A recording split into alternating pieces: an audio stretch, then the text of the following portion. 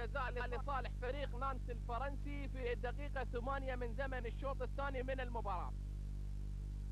يتقدم أولمبييه، سدد وحلوة حلوة حلوة، هدف هدف هدف هدف هدف بشاور مساعد الحكم اللي هو حسين جاسم، قبل طبعا ما يحتسبها حكم المباراة على اعتبار ان الكرة شوف في التسديدة صدت في العارضة ونزلت على خط المرمى. شوف واحدة اثنتين ثلاث، الثالثة داخل، الثالثة تجاوزت